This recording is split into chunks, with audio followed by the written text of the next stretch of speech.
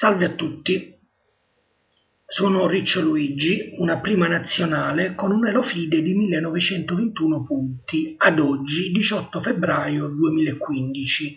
Lascio la mia email vivagliescacchi@virgilio.it per chi volesse effettuare critiche a questo video, darmi suggerimenti, correzioni o propormi nuove idee. Dopo aver visto il primo video sul torneo di San Pietroburgo 1914, che era un video di natura generale sul torneo, credo saprete oramai che Lasker in questa partita aveva disperatamente bisogno della vittoria, mentre a Capablanca bastava una semplice patta per assicurarsi quasi certamente la vittoria finale in solitaria nel torneo. Ora, oltre al valore didatticamente interessante della partita, il motivo per cui ho deciso di proporre questo video è di natura squisitamente psicologica ed è ben spiegato dal gran maestro Palbenko, che riporto testualmente.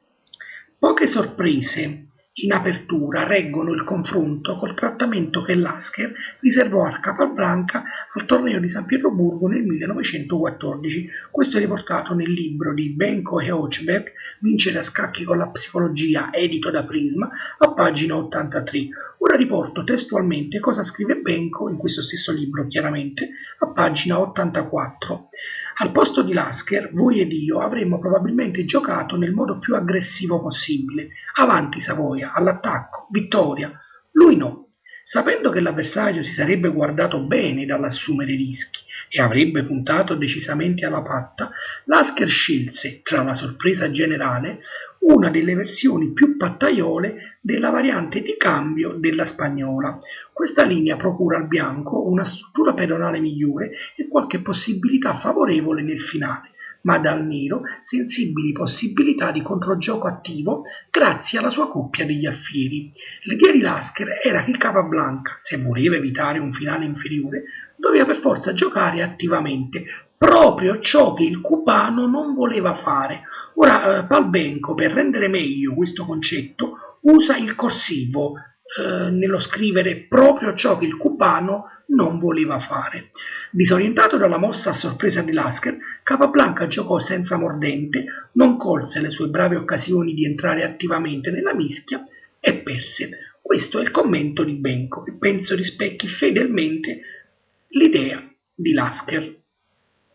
Quando Tarrasch, nel dopopartita, chiese a Lasker del perché avesse scelto come apertura la variante di cambio della spagnola, Lasker rispose, a mio parere un po' troppo vagamente, che non aveva trovato nessuna variante che lo soddisfaceva nell'eventualità di una spagnola aperta. Però la vaghezza di Lasker si può intuire dal fatto che Capablanca in tutta la sua carriera non ha mai giocato la spagnola aperta, quindi forse, però è una mia ipotesi personale, Lasker non voleva rivelare tutta la sua strategia psicologica di scelta della variante a Tarrasch. Quindi lo studioso della mente umana Lasker ha colpito nel segno, dando a questa partita un immenso valore storico e di esempio per la sua filosofia scacchistica, che è questa.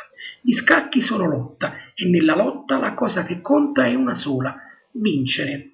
Per onorare questa partita, Garry Kasparov scrisse che senza questa partita avrebbe poco senso scrivere una qualunque altra autobiografia di Lasker. Questo penso insomma che renda bene l'idea del valore storico di questa partita. Analizziamola. La partita chiaramente era Lasker Capablanca, vinta da Lasker, giocata al torneo di San Pietroburgo, precisamente nel 1914, il torneo finale. 18.7 significa 18° turno, oppure, per chi vuole, 7° turno del torneo finale. 18° turno se si considera anche il torneo preliminare.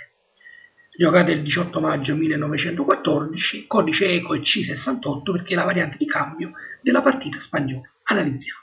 4 e 5, cavallo F3, cavallo C6, alfiere B5, Capablanca risponde con A6, la variante Morphy, quella più adoperata. Naturalmente qui esiste una miriade di altre varianti che io qui riporto, così, giusto per sport.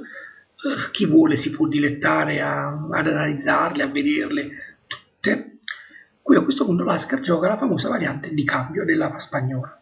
I due punti esclamativi ovviamente non sono alla mossa in sé, ma alla meravigliosa e incandescente idea mentale che vi è dietro questa mossa. La scelta della variante di cambio della partita spagnola, oltre a quanto già detto in precedenza, permette all'Asker di sperare che Capablanca si potesse rilassare e giocare in maniera un po' troppo tranquilla, in maniera meccanica, pensando appunto che il suo illustre avversario, cioè l'Asker, si sarebbe rassegnato al secondo posto nel torneo con una rapida patta in questa partita, cioè nel senso Capablanca poteva sperare che l'Asker non volesse lottare per la vittoria ma si accontentasse della patta e di arrivare secondo nel torneo. Naturalmente l'Asker aveva tutt'altra idea. Da un punto di vista prettamente scacchistico, questa mossa inaugura un piano di gioco per il bianco semplice e allo stesso tempo lineare. Cambiare tutti i pezzi, o quantomeno più pezzi possibili, per arrivare in un finale in cui il bianco ha effettivamente un pedone in più sul lato di re che può divenire passato e portato a donna, mentre il nero non può fare altrettanto col pedone in più che ha sul lato di donna, perché ha i pedoni doppiati e precisamente per evitare la creazione di un pedone passato da parte del nero sull'ala di donna, cioè ad ovest, basterà al bianco sistemare i propri pedoni ad ovest in A3B2C3 ed aspettare che sia il nero a cambiare, oppure adoperare la formazione A4B3C4 aspettando chiaramente che sia sempre il nero a cambiare. È chiaro che da parte sua il nero deve cercare di mantenere più pezzi possibili sulla scacchiera e giocarsi attivamente il mediogioco grazie alla coppia degli alfieri, e la pratica ha dimostrato che il nero ha sufficienti risorse per evitare il finale inferiore a cui aspira il bianco. Naturalmente il fatto stesso che questa variante non sia giocata a livello magistrale e tranne casi sporadici da parte di Fischer e di Lasker stesso, che comunque, vabbè, lasciando perdere Lasker in questa partita, ma ad esempio Bobby Fischer non l'ha mai usata in partite di livello eccelso, o quantomeno l'ha usata nel match del 72 una volta, tra l'altro finendo anche in posizione un po' inferiore, pur riuscendo a pattare, ma quando oramai aveva, diciamo, in pugno il match. Quindi voglio dire, se questa variante fosse buona, fosse così facilmente vincente da parte del bianco, tutti si metterebbero a giocare la variante di cambio della spagnola a livello dei top GM, dei primi 10 GM al mondo, e che quindi, volendo essere ancora più precisi, nessuno giocherebbe più a 6 la variante Murphy. Ovviamente così non è. Allora Capablanca ricattura col pedone D, che è la migliore ricattura perché apre immediatamente la strada ad entrambi gli alfieri, ottenendo un gioco libero fin dall'apertura. Biver C6 è considerata inferiore, ma chiaramente non perdente. Lasker a questo punto gioca. Lasker a questo punto, dicevo, gioca D4, la variante maggiormente in voga a quei tempi perché realizza immediatamente l'idea del bianco di cambiare i pezzi, pedoni, lasciandosi un pedone in più sul lato di D. A Rocco è il tratto adoperato maggiormente ai giorni nostri e fu riportato in auge da Bobby Fischer, mentre cavallo per E5 è nettamente un errore. Chiaramente se questa variante fosse buona, la stessa variante Morphy a 7 a 6 sarebbe un grave errore per il nero. Cavallo per E5 è un errore perché dopo donna D4 il nero recupererà subito il pedone ottenendo gioco migliore.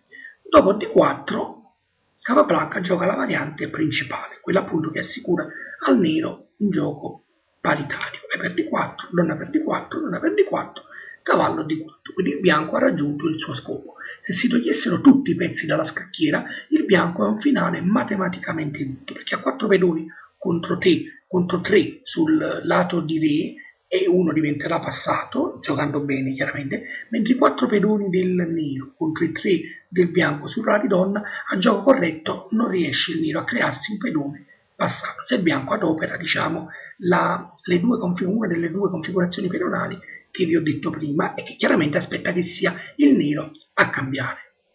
Capablanca qui gioca alfiere D6. A questo punto io lascio i commenti a Capablanca stesso, che penso siano un po' più precisi, veritieri e attendibili dei miei.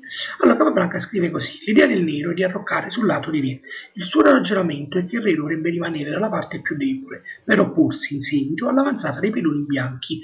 Teoricamente c'è molto da dire in favore di questa tesi, ma sarebbe piuttosto difficile stabilire se ciò costituisca in pratica il sistema migliore. Infatti bisogna osservare che se ora si cambiassero tutti i pezzi, il bianco avrebbe praticamente un pedone in più e avrebbe quindi un finale vinto.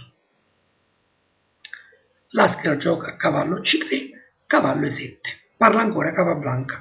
Una forma ottima di sviluppo, e in qualsiasi altro modo il cavallo nero non potrebbe ottenere uno sviluppo altrettanto rapido quanto buono. In questa variante la casa E7 è la posizione naturale del cavallo nero, sia perché non ostruisce i suoi pedoni, ed anche, in certe eventualità, perché da qui può portarsi in G6. C'è anche la possibilità che tale cavallo si porti in D4 attraverso la casa C6, dopo la spinta in C5.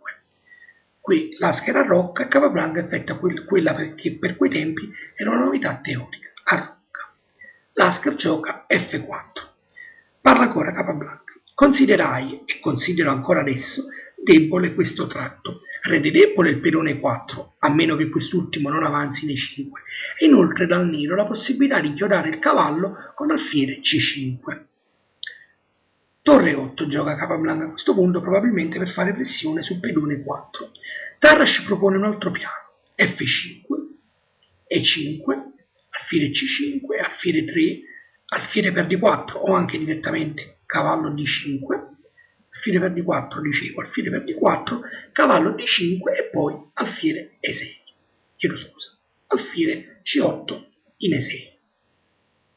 In questo caso, malgrado il pedone passato del bianco, il nero avrebbe avuto gioco più libero e dinamico rispetto a quello che si è avuto in partita. Strategicamente è spesso meglio lottare contro un solo pedone passato, centrale ma bloccato sulla quinta traversa, piuttosto che contro due pedoni avversari affiancati sulla quarta traversa, che però minacciano costantemente di avanzare pericolosamente e quindi di creare squilibri e pericoli nella posizione difensiva.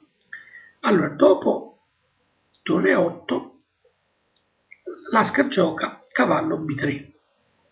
Capablanca gioca F6, parla ancora lui, preparando B6 seguita da C5 e alfiere B7 in collegamento con cavallo G6, cosa che metterebbe il bianco in seria difficoltà per difendersi dall'attacco combinato contro due pedoni centrali. Chiaro che lo schema di Capablanca è quello di attaccare i due pedoni centrali E4 e F4 del nero. Reti, d'altro canto, condanna questa mossa sostenendo una difesa non necessaria diretta contro il tratto E4 e 5, vantaggiosa unicamente per il nero, al quale assicura importanti casi centrali per i propri pezzi. Il gioco iperprudente di Capablanca testimonia che egli puntava solo alla patta.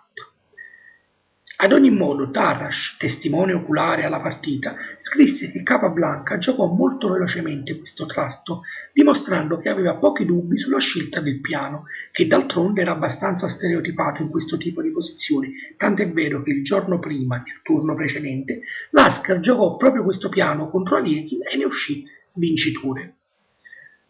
Qui Lasker gioca F5, mossa da punto esclamativo. Questa è un'altra dimostrazione di genialità da parte di Lasker e molto si è scritto su questa mossa.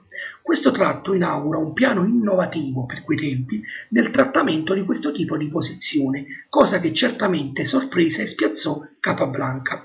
Questa mossa sembra essere contro lo spirito della variante scelta dal bianco, che come detto è incentrata sulla creazione di un pedone passato sul lato di re in finale per il bianco. Perché è contro lo spirito della variante scelta da bianco? Perché rende arretrato il pedone 4 e di conseguenza si indebolisce fortemente la casa E5, sulla quale il nero potrà insediarvi comodamente un cavallo. Però Lasker con questa mossa ha anche ottenuto significativi vantaggi, come la forte limitazione dell'alfiere C8 e il controllo della casa E6, che è di vitale importanza una volta installato in essa su un cavallo, soprattutto chiaramente se la C8 verrà sistemato sulla grande diagonale bianca. Inoltre, con la spinta in F5 ha ampliato anche il suo raggio d'azione della C1, cioè dell'alfiere superstite. Quindi, dopo questa mossa, per quanto possa essere innovativa, bella e forte, il bianco non ha matematicamente partita vincente, però avrebbe dovuto mettere in guardia il cubano sulla pericolosità a cui poteva andare incontro la sua posizione se non avesse giocato attivamente. Adesso lascio la parola a Capablanca. Si è asserito erroneamente che questo tratto vince la partita, ma io non desidererei di più che avere di nuovo una simile posizione. Erano necessari parecchi ulteriori errori da parte mia per giungere ad una posizione perduta. Questo è quello che scrisse o disse Capablanca. Probabilmente Capablanca, accortosi che la C8 non aveva alcuna prospettiva sulla diagonale C8H3, decise di trasferirlo sulla grande diagonale, in modo da fare pressione sul pedone 4. Però così facendo lascia all'Asker il pieno controllo sulla casa E6. Capablanca gioca la dubbia B6 con l'idea che abbiamo detto. Un'altra mossa interessante poteva essere alfiere D7 seguita dalla torre A in D8, mirando a trasferire il cavallo nella casa D6 tramite C8, cioè fare il piano cavallo E7, C8, D6, chiaramente dopo aver spostato l'alfiere.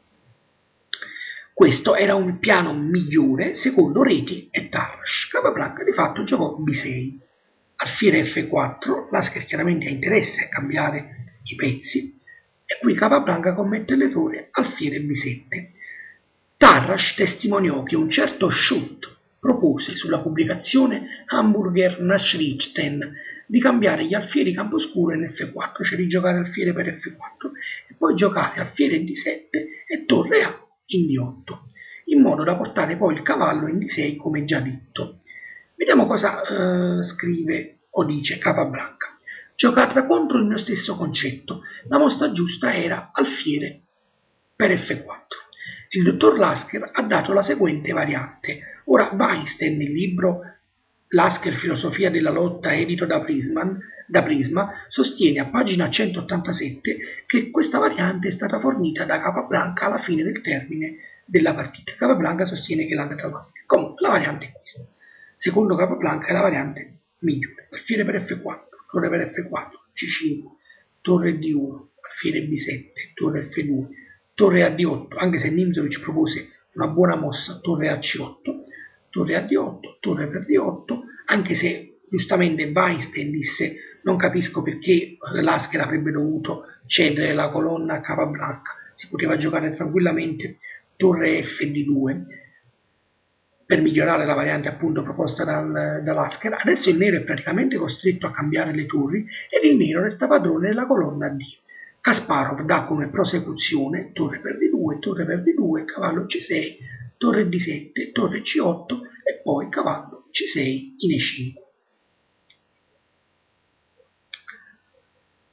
Lasker, insomma, dopo torre per D8, dà torre per D8, torre D2, torre per D2, cavallo per D2, asserendo che in questa posizione il bianco sta meglio.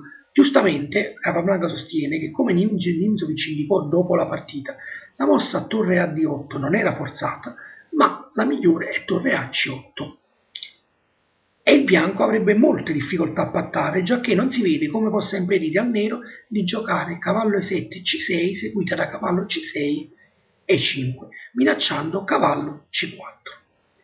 E qualora il bianco tentasse di opporsi a questa manovra ritirando il cavallo dalla casa B3, allora il cavallo nero potrebbe andare in D4 ed il pedone bianco in E4 diverrebbe un facile bersaglio. Tuttavia, riprendendo la variante del dottor Lasker, qualunque possa essere il vantaggio, questo scompare subito se il nero gioca cavallo C6, minacciando cavallo B4 o cavallo D4, nessuna delle quali si può impedire. Se il bianco risponde con cavallo D5, cavallo C3 D5, il nero può almeno pattare ribattendo con cavallo D4. Infatti, dopo 19 cavallo C6, il nero minaccia molte cose ed è difficile vedere come il bianco possa impedire di perdere uno o più pedoni. Questo è ciò che disse Capablanca. Quindi, dopo, rivediamo la variante che è ancora lunga. Torre per D8, torre D2, torre per D2, cavallo per D2. C'è cavallo C6, forte mossa secondo Capablanca, cavallo D5, cavallo D4. Secondo Capablanca in questa posizione il nero non ha difficoltà a pareggiare. Lasker a questo punto, dopo alfiere B7, si decise lui a cambiare in D6. C per D6, cavallo D4. Ora scrive Capablanca, è un fatto curioso ma pur vero che io non vidi questa mossa quando giocai alfiere B7, altrimenti avrei giocato il tratto giusto, cioè alfiere per F4. Dopo cavallo D4, torre A di 8 e Capablanca scrive: la partita è ancora lungi dall'essere perduta, poiché contro l'entrata del cavallo il nero può giocare più tardi C5 seguita da D5. Ora Kasparov assegna a questa mossa di Capablanca un punto interrogativo, sostenendo che il cavallo bianco non avrebbe mai dovuto raggiungere la casa 6 e quindi secondo Kasparov si imponeva la mossa alfiere C8.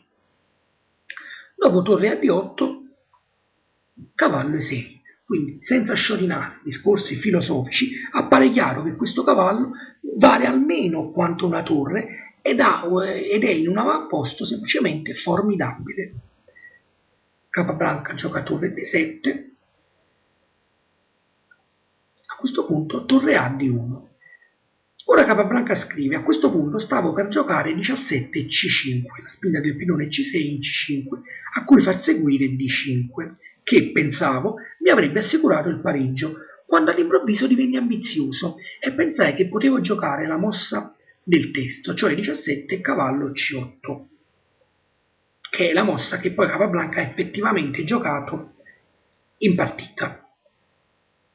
Ed in seguito sacrificare la qualità per il cavallo in E6, guadagnando un pedone per la qualità e indebolendo sempre di più il pedone 4 del bianco. Cioè Capablanca aveva intenzione di catturare il cavallo, quindi di perdere la qualità, però guadagnando un pedone, e poi successivamente di catturare il debole pedone che si sarebbe creato in E4.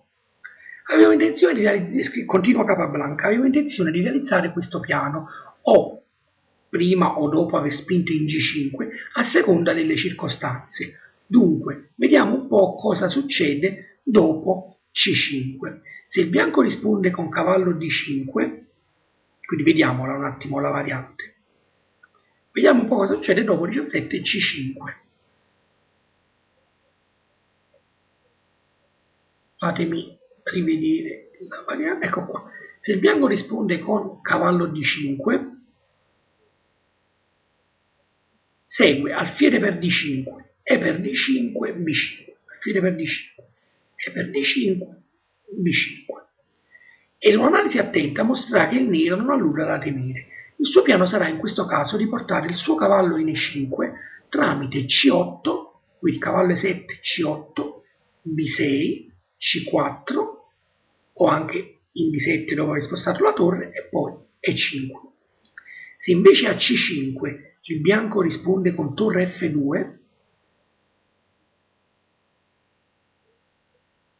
segue D5, E per D5, alfiere per D5, cavallo per D5, naturalmente questa è la migliore perché dopo torre F di 2, dopo alfiere per E6, il nero è in vantaggio. Quindi cavallo per D5, tornando alla variante, torre per D5, torre per D5, cavallo per D5, e non c'è una buona ragione per cui il nero debba perdere. Questo secondo Capablanca. Invece Capablanca giocò semplicemente cavallo C8, dopo torre a D1, seguì cavallo C8. A questo punto Lasker giocò torre F2, preparando il raddoppio delle torri sulla colonna D ed attaccando il debole pedone D6. B5, torre F di 2, torre D7, B4, perché non vuole far spingere in C5 Lasker. Dopo B4 Capablanca non può spingere in C5 perché perderebbe un pedone, c'è il cavallo che protegge C5, Re F7, A3, alfiere A8. Questo è un errore. Capablanca lo ammette, dice: cambiando ancora il mio piano originale e questa volta senza alcuna ragione, se avessi giocato torre per E6, F per E6, torre per E6, come intendevo fare quando retrocessi col cavallo in C8, dubito molto che il bianco avrebbe potuto vincere. Ciò perlomeno sarebbe stato estremamente difficile. Questo è quello che disse Capablanca. In realtà adesso Capablanca con questa mossa vuole agire sulla colonna A, ma il problema è che non vi sono case significative di penetrazione, e non solo, sarà Lasker a trarre vantaggio dall'apertura di questa colonna. Il primo che penetrò l'essenza di questa posizione fu Costantino Polski, che spiegò che il cavallo E6 era troppo forte in quella posizione e quindi appena ce ne fosse stata l'occasione, come adesso, si doveva cambiare Precisamente Costantino Polski scrisse: nel cavallo E6 è concentrata troppa energia e dare una torre ad un pedone in cambio di esso sarebbe stato vantaggioso per il nero, quindi la variante giusta sarebbe stata torre per E6, F per E6, torre per E6. Oggettivamente a me personalmente pare strano che un giocatore dell'immensa statura di Capablanca non l'abbia vista e abbia giocato alfiere A8, perché è intuitivo che quel cavallo E6 va cambiato, e lo dice uno scacchista prima nazionale come me che non è niente come paragonato a Capablanca. Però evidentemente in questa partita Capablanca non è riuscito a dare il meglio di sé. Comunque Lasker poi giocò Re F2, torre A7. Ecco, Capablanca cerca controgioco aprendo la colonna A per poi irrompere o in A3 o in A2, ma ciò è velleitario. Chiaramente a questo punto Lasker opera dall'altro lato, come vuole la strategia, spinge in G4, dato che è lui che ha in mano il centro. H6, torre D3, A5, H4, Lasker continua ad attaccare sull'ala di D e qua Capablanca decide di aprire la colonna. A per B4, A per B4, torre A in E7. Ecco, cosa scrive Capablanca? Questa mossa è senza scopo. Il nero, pur avendo un gioco inferiore, si dibatte in cerca di una mossa. Sarebbe stato meglio giocare torre A3 per mantenere il possesso della colonna A e al tempo stesso minacciare di uscire con il cavallo in B6 e in C4. E questo direi che ha ragione Capablanca, perché sarebbe stato quantomeno un piano attivo. Poi si poteva pure perdere alla fine della partita, per l'amor di nostro Signore, nessuno è invincibile, però bisogna cercare sempre di giocare attivamente piuttosto che arroccarsi in difesa. Questo è un fatto noto a chiunque abbia un minimo di esperienza di scacchi. Invece Capablanca stranamente continua ad arroccarsi in difesa. Re F3, torre G8, Re F4, Lasker migliora la posizione del proprio re, G6. Vediamo cosa scrive Capablanca al riguardo. Le ultime due mosse di Lasker erano deboli, dal momento che il re bianco là in mezzo non faceva nulla, ma io non seppi approfittarne e giocai il pedone G6 invece che in G5, cioè giocai il pedone G7 in G6 invece che in G5.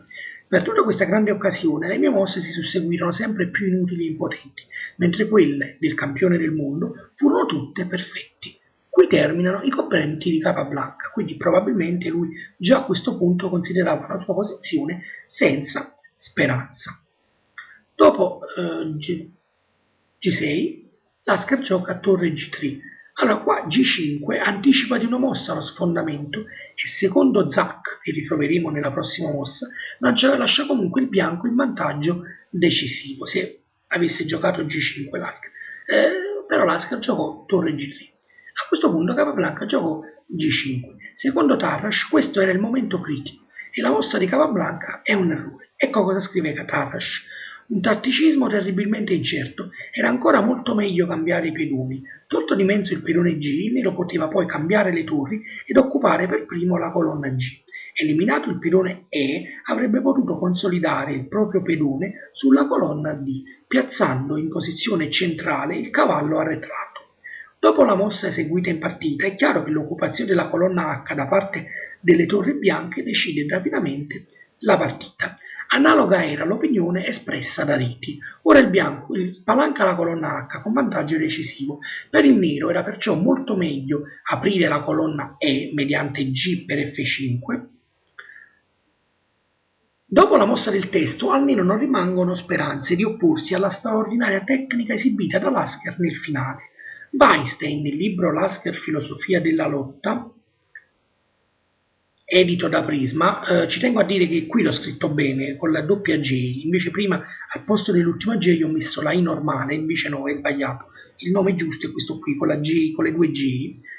Quindi Weinstein, nel libro Lasker Filosofia della lotta, edito da Prisma, sostiene, precisamente a pagina 187, che è difficile liberarsi dall'idea che la partita del nero non sia comunque perduta anche se cambia i pedoni. Questa impressione intuitiva fu dimostrata da Zach mostrando alcune varianti. Ad esempio, C per F5, secondo Zach perdeva comunque dopo E per F5, D5, G5, cavallo D6, oppure H per G5, H per G5, F per G5, cavallo per G5, scacco, F8, F6, torre A7, Re5 con sfondamento decisivo secondo Zach, oppure dopo cavallo D6, G6 scacco, Re 8, torre A1 e sempre secondo Zach il nero non è in grado di resistere a lungo. Il punto nodale delle due varianti mostrate da Zach è che il nero ha due pezzi che non giocano e quindi Lasker prima o poi avrebbe trovato la manovra corretta e vincente.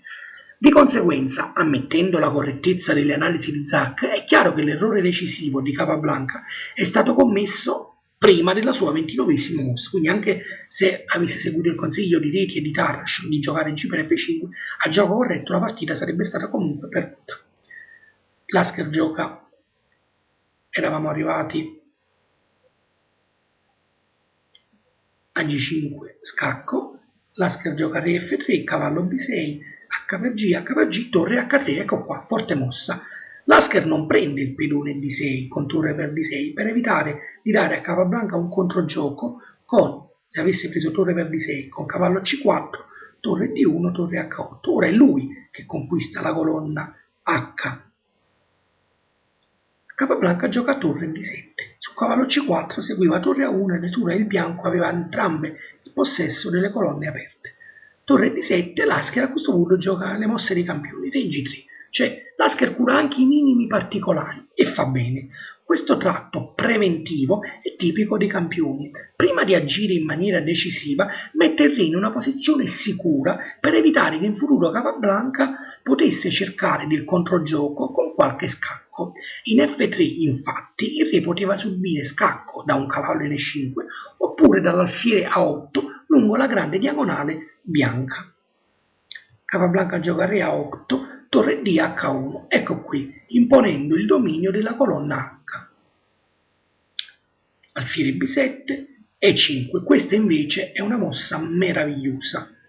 Lasker dà il colpo di grazia a Capablanca sacrificando il pilone 5 per liberare la casa E4 al cavallo C3, dopodiché la posizione difensiva di Capablanca crollerà in poche mosse come un castello di carte, quindi l'idea della spinta in E5 è quella di liberare la casa E4 per il cavallo C3, dopodiché è chiaro che questo cavallo farà sfraceli in C5, in D6, in F6, addirittura ha anche a disposizione in alcune varianti la casa G5, quindi qua la partita è veramente un massacro adesso. Capablanca gioca D per E5, naturalmente dopo F5 comunque segue cavallo E4 con gioco vincente, già si vede la debolezza della casa. F6, D per E5, cavallo E4. Lasker realizza l'idea del sacrificio di pedone. Capablanca gioca cavallo D5 per difendere la casa. F6, ma non può difendere tutti i buchi della sua posizione. Adesso Lasker si prende la casa C5. Ora a questo punto guadagna forzatamente la qualità. Perché? Perché se la torre D7 adesso si muove, segue semplicemente prima cavallo per B7, poi ovviamente torre per B7, cavallo D6, scacco a re e scacco alla torre, è presa della torre. Quindi Capablanca ha guadagnato facilmente la qualità. Quindi alfiere C8 si rassegna, cavallo D7. Il punto in realtà non è neanche che Capablanca ha ceduto la qualità, e il fatto è che la sua posizione comunque resta misera e disperata. Quello è il vero problema, non è tanto la perdita della qualità. Alfiere per D7, torre H7. Chiaramente Lasker, dopo aver conquistato la colonna H, entra in settima, effettua il naturale stadio successivo della conquista di una colonna aperta. Quindi dopo torre H7, torre F8, torre A1. Ecco qui, Lasker dimostra a Capablanca che l'idea che ha avuto il cubano inizialmente di aprire la colonna A adesso si è ritorta contro di lui. Si minaccia adesso semplicemente scacco matto in A8. È chiaro che qui Capablanca avrebbe potuto tranquillamente abbandonare, ma decide di giocare qualche altra mossa. Re D8, torre A8 scacco, alfiere C8, cavallo C5. Ed il nero è in Zugzwang, quindi a questo punto Capablanca giustamente decise di abbandonare. L'alfiere C8 è inchiodato, quindi inamovibile, idem per il re, che altrimenti seguirebbe scacco matto con torre per C8. D'altronde la torre si deve muovere per non perderla, e l'unica casa è quella G8. Chiaramente perché il bianco minaccia cavallo E6. Naturalmente dopo torre 8 seguirebbe il matto torre D7 matto. Quindi, per esempio, se adesso si giocasse torre 8, seguirebbe torre D7 scacco matto. Ecco, questo volevo dire.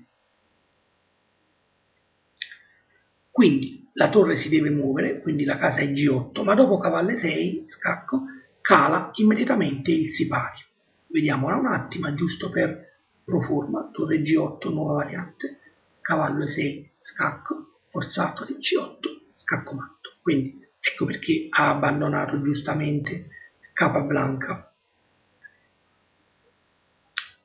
Non salva il nero neanche la disperata 42 cavallo F4, perché Lasker non avrebbe chiaramente portato il cavallo C5 in E6, ma in B7, vincendo istantaneamente.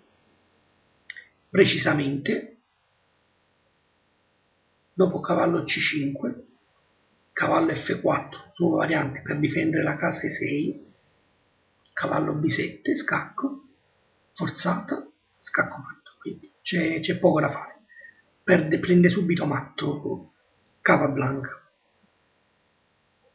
Ora, la cosa interessante da osservare è che la partita non è terminata con il classico pedone passato in più nel finale che arriva a donna, no, è finita nel mediogioco con un forte e deciso attacco da matto da parte di Lasker.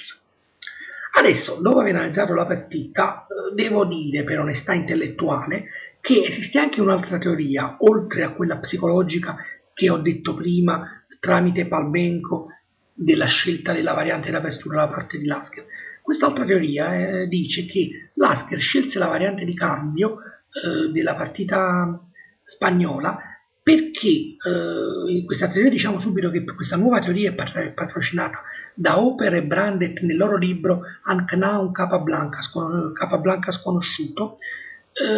Praticamente lo dicono nella nota della partita 17, scrivono questo concetto, che Lasker era quasi certamente a conoscenza della partita che si ebbe a Mosca circa 3 mesi prima di questa partita, parliamo del febbraio del 1914, in cui Capablanca giocò con i neri contro due avversari in consultazione a Mosca, Pavlov e Selesniev.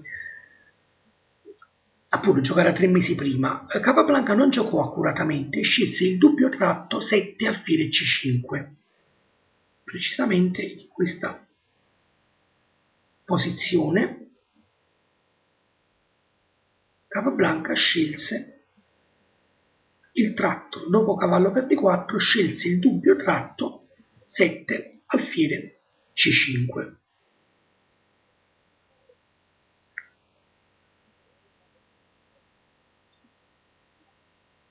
Questo trap, secondo questa teoria, fece capire alla vecchia volpe Lasker che il cubano non si trovava propriamente a suo agio in quella variante, cioè nella variante che lui ha scelto, e quindi era ottimo giocarla lui stesso con il bianco, poteva risultare una scelta vincente. Chiaramente se questa teoria fosse vera verrebbe a cadere tutto il discorso fatto in precedenza sull'aspetto psicologico, ma semplicemente avrebbe detto che Lasker usò comunque la psicologia perché giocò una variante che l'avversario non giocava bene, ma non nella forma devastante e finissima che abbiamo descritto inizialmente. Chiaramente io non so quale sia delle due teorie quella corretta o se ipoteticamente nessuna delle due è giusta, ma ce n'è una terza. Chiaramente io però quest'ultima ipotesi mi sento certamente di escluderla. Io personalmente penso che la bilancia penda più dalla parte della prima teoria, quella di costringere Capablanca a giocare attivamente il mediogioco se non voleva cadere in posizione passiva. Siccome Lasker sapeva che Capablanca non voleva assolutamente correre rischi, immaginava che giocando quella variante, la variante di cambio della spagnola, Capablanca molto probabilmente, e poi Lasker la pratica ha dimostrato che ha indovinato, dicevo Capablanca molto probabilmente sarebbe finito in posizione passiva e che lui avrebbe potuto tranquillamente sfruttare, cosa che poi effettivamente ha fatto. Quindi spero insomma che questa partita sia piaciuta, che abbia messo in luce la meravigliosità dell'idea psicologica di Lasker di scegliere una variante di apertura che poteva creare il maggior numero di problemi a Capablanca, in questo caso non problemi tecnici, perché chiaramente parliamo di Capablanca, ma problemi psicologici, cioè costringere Capablanca a giocare un tipo di partita che lui non voleva, e se non l'avesse fatto sarebbe caduto in posizione passiva, cosa che effettivamente è successa, e di fatto Capablanca è stato disorientato e spiazzato dal gioco di Lasker e soprattutto dall'idea di Lasker, e quindi ha perduto e Lasker ha ottenuto quello che voleva. Con questa vittoria arrivarono i due appaiati al momento, diciamo, di questa vittoria. Poi vabbè, alla fine Lasker vinse il torneo con mezzo punto di vantaggio su Capablanca, legittimando così di fatto il suo titolo di campione del mondo. Quindi, sperando che questo video vi sia piaciuto e che io sia stato bravo nel descrivervelo, vi saluto e ci vediamo al prossimo video, sempre su una partita commentata di questo torneo. Grazie e arrivederci.